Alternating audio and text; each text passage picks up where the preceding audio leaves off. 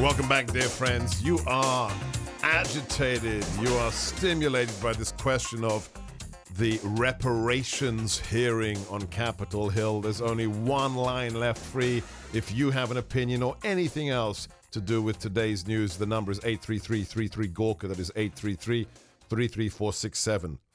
But in the meantime, we must return to our in-studio guest, Chris Farrell of that amazing organization, Judicial Watch. I've said it before on this show. I'll say it again. There are a handful of organizations in this country that if you have any disposable income, you should support because they are fighting for your freedoms and the truth. They include the NRA. They include the Heritage Foundation, the mothership of the conservative movement. They include Turning Point USA, fighting the insanity of political correctness on the campuses in the schools of the United States, and Judicial Watch. NRA, Heritage, Turning Point USA, and Judicial Watch. We left our listeners, Chris, on this key issue that is personal to me. Before I came into the administration, before I worked at the White House, my wife and I had a company. We had the only external contract to provide counterterrorism training to the FBI and the JTTFs, the Joint Terrorism Task Forces across the country.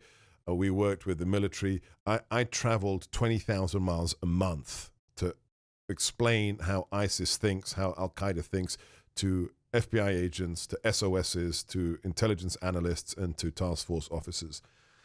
And I've heard this refrain as the scope of the corruption has been unveiled by Judicial Watch and others. I keep hearing this refrain, well, it's just the 7th floor. Oh, it's just the headquarters, top echelon. The rank and file, they're all completely innocent.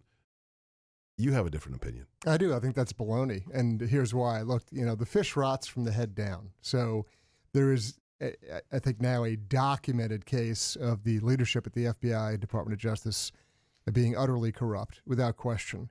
We have documents now. This isn't a matter of opinion. We have emails. We have text messages. In their own words, they explain their corruption. But let me tell you that environment, personnel equals policy. Yes. And so when you've got personnel like that running the operation, it becomes pervasive. And I know, because Judicial Watch has conducted investigations all over the country. Not all of them are public, and there's a reason why they're not public, because we deal with whistleblowers, we deal with people whose lives are literally at risk, so we have to be extraordinarily cautious. But I can give you one snapshot, and that's El Paso, Texas, which is a rat's nest of government corruption, and it's law enforcement corruption at the federal, state, municipal level.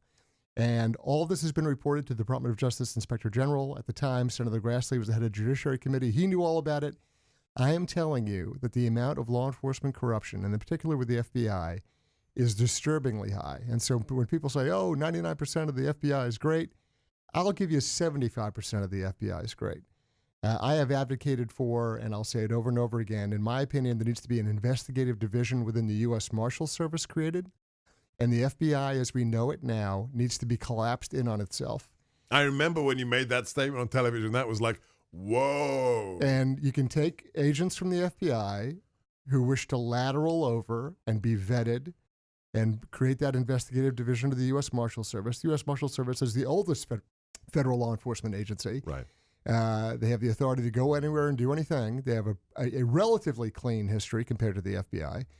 No agency is ever perfect. They catch fugitives. Absolutely. And they secure courthouses. They serve federal warrants. They do any number of things. But they have they certainly have the law enforcement capability. All they need is the investigative, the sort of that flavor of what the FBI So are does. you saying get rid of the FBI? I am. Do it. Yeah. And then those who wish to serve can lateral over, be vetted, and be then vetted as part of a marshal service that now has federal investigative writ over federal crimes. Correct. With a particular, to take the investigative functions of the FBI, because the U.S. Marshal Service does have an investigative mission, but it's not primary. Yes. Primarily, they're a federal law enforcement agency that looks after courthouses and fugitives, and they enforce federal warrants and orders, but they're not really a straight-up investigative element like the FBI is. But you can take that function, slide it over to the Marshal Service, vet guys, and then collapse what we now know to be the FBI away. It ceases to exist. We like guests like Chris Farrell Because they share something with the President of the United States, for who there are no such things as sacred cows. That answer is exactly the same attitude. There is no sacred cow. If something's wrong, you fix it. That is the Trumpian response. We have been talking to Chris Farrell. I hope you'll come back and be a guest again in studio. Sure will. Be great. All right. Follow Chris Farrell or follow his colleagues at Judicial Watch and support that organization. I'm Sebastian Gorka. Back to your calls. We are broadcasting from the ReliefFactor.com studio.